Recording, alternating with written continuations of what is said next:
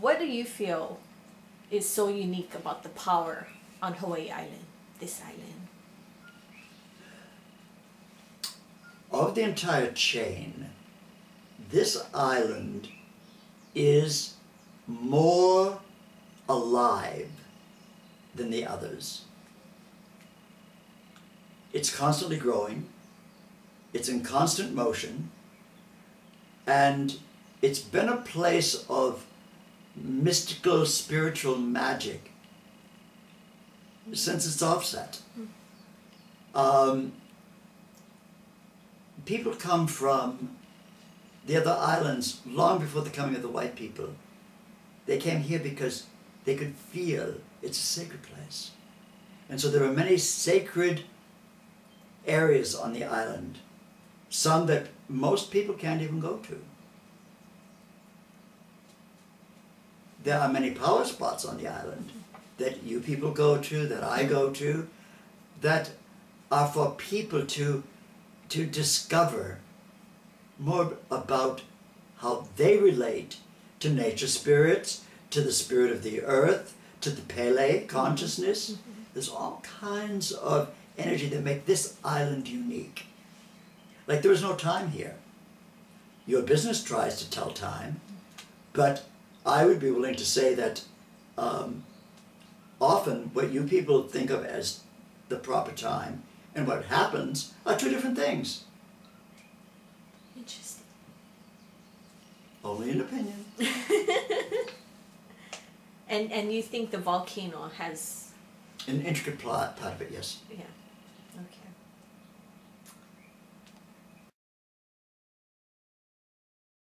Okay, now Waipio is one of those sacred places. It has been for thousands of years. And people have gone there for ceremonies. And if you go there and actually go down into the valley, the energy becomes very different. From the top, looking down, and by the time you get to the bottom, the energy has shifted dramatically. And people can feel it. They will typically call it various things, justifying body reaction, emotional reactions, when actually they're feeling that that is a place that is very sacred. There are parts there where there are tombs, there are ancient ruins there, and that energy is very sacred. You know, there are many falls on the island, but Akaka is very unique.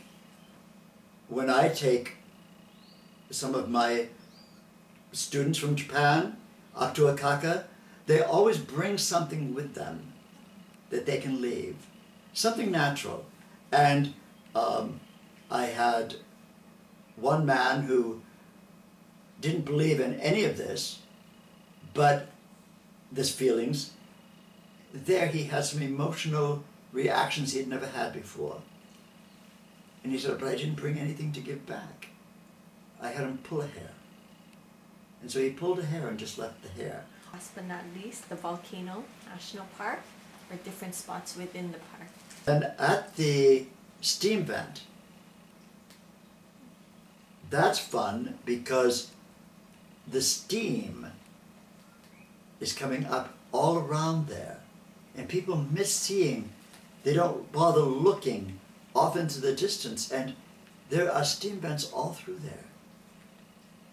But they're not always in the same place. That one is, the main one, it has the fence around it because it's constant. And our human brain wants consistency. Now that we've moved into the Aquarian age, it's no longer consistent. Now's a time of change. We have to look at and feel, today there's a steam vent over there, tomorrow it's going to be down the way. And so that's a very powerful place also. How about Thurston Lava Tube?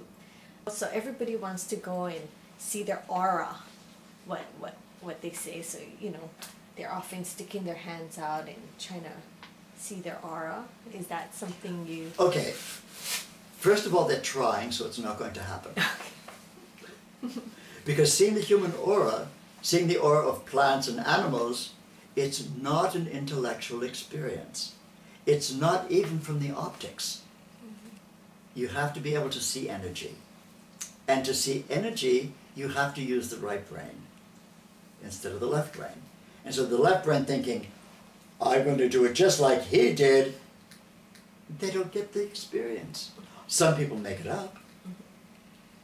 But to actually sense it and to experience it, you have to become very relaxed, very right brain, which is a blend of left brain, right brain. You don't have to give up your intellect, but you have to blend them. How should visitors be prepared as they go to visit these places?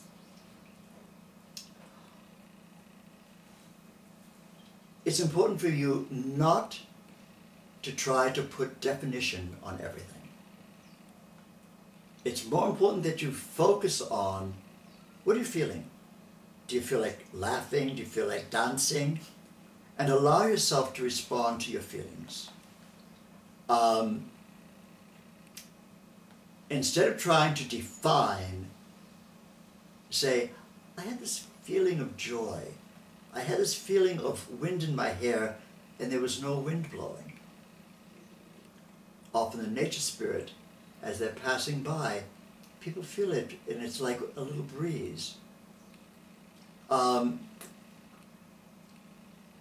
they go to like Wailoa Park, walking through the park, instead of looking at the different beautiful things, go through and just follow your feelings. And if you're attracted to one of those trees, go and hug the tree. I've had people, particularly from Japan, say, I'm embarrassed. I can't hug a tree. What are those people going to think?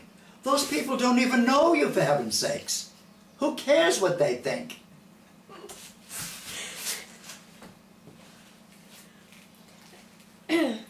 People need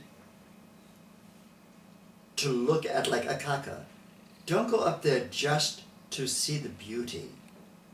Go up there and give a gift. Maybe some rose petals.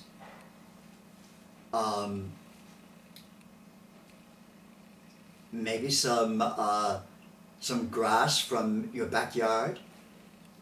Give a gift. A little bit of saliva, hair from your head.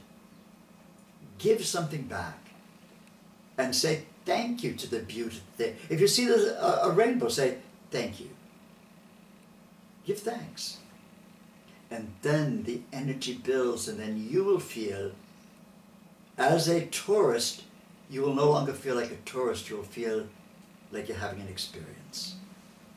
And the next important thing is, remember, you're from a different culture. I don't care if you're from the mainland, if you're from Asia, South America, you're from a different culture. You're here to experience this culture. So don't just go to the Japanese restaurant. Just don't go to Taco Bell. Go to the places where you're going to be around the natural energy. Be with the people. Often I see tourists, they only talk to each other. Talk to the local people. Acknowledge them. Even if you don't speak the language, smile at them. The more you can interact with what's happening around you, the more you're going to have experiences here on this island.